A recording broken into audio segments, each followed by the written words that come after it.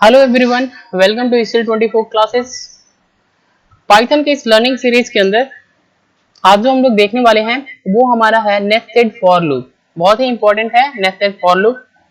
आप इसको अच्छे से देखेंगे तो आपको अच्छी प्रकार से समझ में आ जाएगा कि नेस्टेड फॉर लूप क्या है और इसकी मदद से आप पाइथन लैंग्वेज के अंदर कोडिंग भी कर सकते हैं। तो चलिए आगे हम लोग समझते हैं नेस्टेड फॉर लूप क्या होता है। नेस्टेड फॉर लूप का मतलब अगर कोई लूप किसी दूसरे लूप के अंदर आप उसको इंसर्ट कर देते हैं तो उसको बोलते हैं नेस्टेड फॉर लूप। समझ में आया? इसका मतलब जो इनर लूप होता है, आउटर लूप जो अगर एक बार एग्जीक्यूट होती है तो इनर लूप जो होती है अपनी पूरी कंप्लीट चलता है। ओके, तो हम लोग यहाँ पे थोड़ा सा अच्छे से समझते हैं कि नेस्टेड फॉर लूप क्या होता है। जैसे मान लीजिए आप एक कोई फॉर लूप बनाए, यहाँ पे देखिए ध्यान से, हमने लिखा फॉर ए इन प्रॉपर्टी, एक फॉर लूप लगाया यहाँ पे, फिर इसके जस्ट नीचे भी हमने एक फॉर लूप बनाया। तो इस टाइप का कभी भी आप लूप क्रिएट कर दें, एक लूप के अंदर एक दूसरा लूप क्रिएट करते हैं तो इसी को बोलते हैं नेस्टेड फॉर लूप। क्या बोलते हैं? Nested for loop. क्लियर? तो ये हम लोग बनाते क्यों हैं, इसका क्या इंपॉर्टेंस है, किस टाइप की प्रोग्रामिंग लैंग्वेज को नेस्टेड फॉर लूप के अंदर, यानी किस टाइप की प्रोग्राम को नेस्टेड फॉर लूप के थ्रू हम लोग डिजाइन करते हैं, तो ये चीज हम लोग थोड़ा सा इसका इंपॉर्टेंस के बारे में समझते हैं। तो देखिए क्या है, नेस्टेड जो फॉर लूप होती है ये हम लोग क्यों डिजाइन करते हैं कि जैसे आपको कभी भी कुछ ऐसा कोडिंग दिया जाता है जिसमें आपका एक लूप अगर एक बार चलता है, यहाँ पे ध्यान से देखेंगे तो ये वाला जो है ये आउटर लूप है, इसको हम लोग बोलेंगे बाहर वाली लूप है, ये आउटर लूप है, और ये आपकी इनर लूप है। समझ में आया? Inner loop.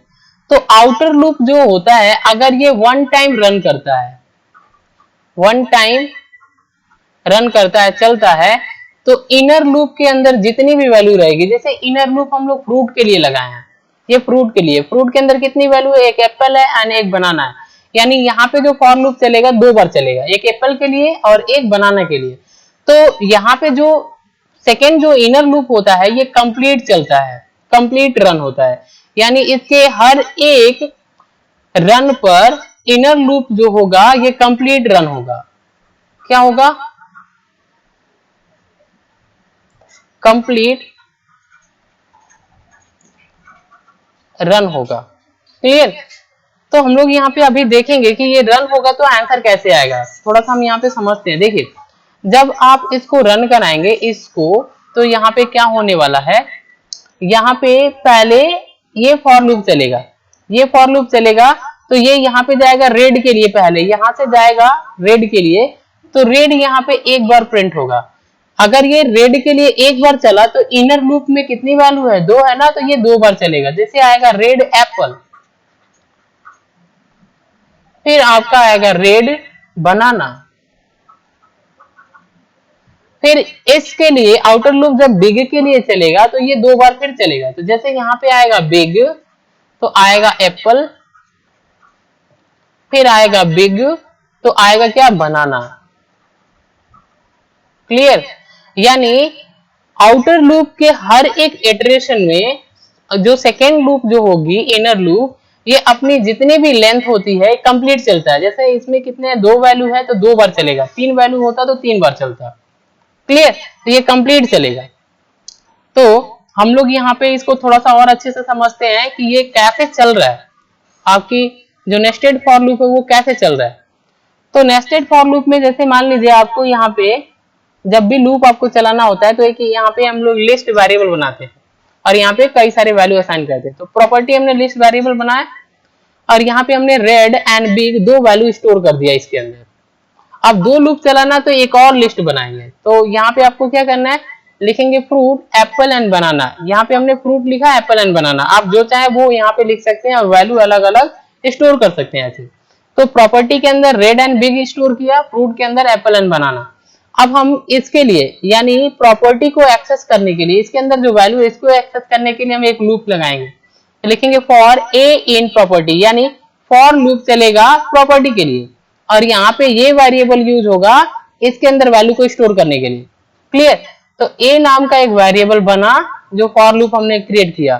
तो जब ये लूप चलेगा यहाँ से जाएगा प्रॉपर्टी के अंदर, प्रॉपर्टी के अंदर गया और यहाँ से क्या करता है, प्रॉपर्टी के अंदर जैसे ही इंटर करेगा तो यहाँ से जाएगा पहले वाले वैल्यू के अंदर और इस वैल्यू को पिक करेगा और यहाँ पर स्टोर कर देगा। रेड पिक किया और क्या किया, रेड जो है वो यहाँ पे स्टोर कर दिया ए वाले वेरिएबल के अंदर।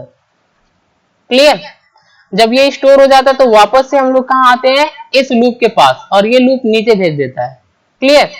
तो जब ये नीचे भेजेगा तो यहाँ पे आपको क्या मिलेगा, सेकेंड लूप मिलेगा फॉर बी इन फ्रूट। अब यहाँ से हम लोग क्या करेंगे, फिर से जाएंगे इसमें, ये लूप आपको लेके जाएगा फ्रूट के अंदर और यहाँ से एक वेरिएबल बनेगा बी नाम का। क्लियर। और ये लूप यहाँ पे जाने के बाद पहली वाली वैल्यू पे जाता है एप्पल, एप्पल को स्टोर कर लेता है यहाँ पर बी वाले वेरिएबल के अंदर। क्लियर। स्टोर कर लिया, फिर वापस से जब ये स्टोर हो जाता है तो इस लूप के अंदर आते हैं तो ये फिर नीचे भेज देता है। ये क्या करता है, नीचे भेज देता है, तो यहाँ पे स्टेटमेंट आपका ये प्रिंट होगा। जैसे प्रिंट होगा ए की वैल्यू प्रिंट होगी रेड, बी प्रिंट होगा तो बी की वैल्यू प्रिंट होगी एप्पल। अब ये प्रिंट होने के बाद हम वापस से इस वाले लूप के अंदर आते हैं और ये लूप फिर से वापस से फ्रूट के अंदर भेजता है और फ्रूट के अंदर ये तो स्टोर हो गया तो ये जाएगा। अब ये पिक करके यहाँ पे स्टोर कर लिया जाएगा, यानी इस वाले लोकेशन के अंदर आएगा बनाना। क्लियर। जब ये बनाना आपको मिल जाएगा वापस से हम इसी लूप के अंदर आते हैं और ये इस लूप के अंदर आते हैं। ठीक है।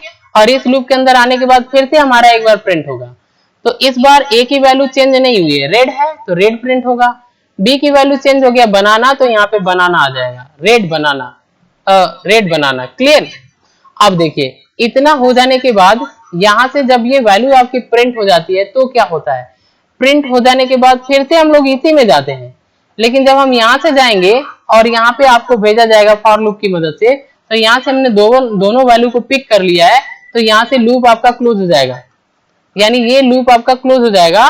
तो अब क्या होगा, ये यहाँ से आपको ऊपर भेजेगा, इस वाले लूप के पास भेजेगा, तो ये लूप आपको लेके जाएगी यहाँ पे प्रॉपर्टी के अंदर, और ये यहाँ से यहाँ पे जाएगी, तो ये तो हमने पिक कर लिया तो इसको छोड़ेगी और यहाँ से यहाँ जाएगी, अब इसको पिक करेगी और ए वेरिएबल के अंदर स्टोर करेगी, तो यहाँ पे स्टोर करेगी बिग।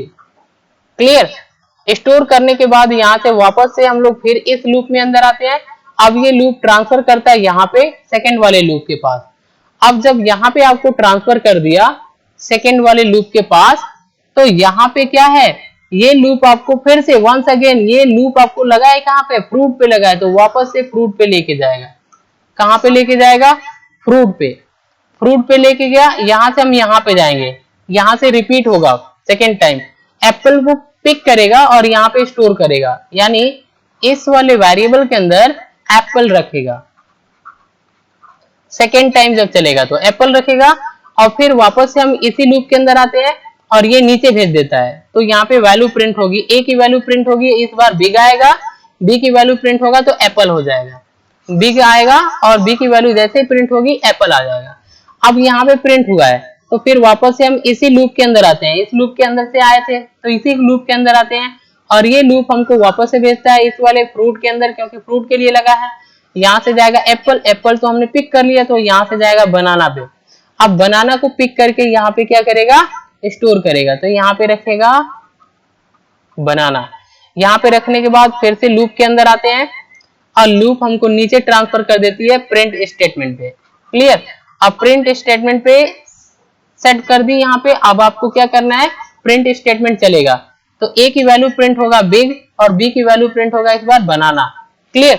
तो इस टाइप की आपका जब आप कोड को रन कराएंगे तो ऐसे आ जाएगा, मतलब कभी भी आपको दो लिस्ट वेरिएबल के अंदर आपने वैल्यू स्टोर किया है और इन दोनों वैल्यू को एक्सेस करना है, तो यहाँ पे सिंगल फॉर लूप से आपका नहीं होगा, तो इसलिए हमको यहाँ पे डबल फॉर लूप का यूज करना पड़ता है। क्लियर।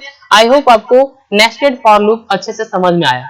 अब मैं आपको इसको रन करा के दिखा रहा हूं कि क्या ये आंसर आ रहा है कि नहीं। तो ये कोड हमने यहाँ पे टाइप कर रखा है, आप इस कोड को टाइप कर लेंगे। ठीक है, पॉज करके टाइप कर लेंगे, मैं आपको रन करा रहा हूँ। इसको आपको पाइथन के अंदर आपको चलना होता है और यहाँ पे आपको इसको टाइप करना है। क्लियर। पाइथन को ओपन करना है, पाइथन को ओपन करने के बाद आपको फाइल पे जाना है, यहाँ से न्यू फाइल पे क्लिक करना है, यहाँ पे कोड को आपको अपना पेस्ट कर देना है। जैसे हमने इस कोड को पेस्ट कर दिया, ऐसे कोड को यहाँ पे पेस्ट कर देना है। अब आपको इसको क्या करना है, फाइल पे क्लिक करके सेव करना है। तो आप यहाँ पे कोड का कोई नाम दे सकते हैं। तो हमने यहाँ पे दे दिया नेस्ट फॉर, ओके, .py लिखना है, ये आपको लगाना है। यहाँ से ऑल फाइल सेलेक्ट करके यहाँ पे डेस्कटॉप पे क्लिक करके आप इसको सेव कर लेंगे।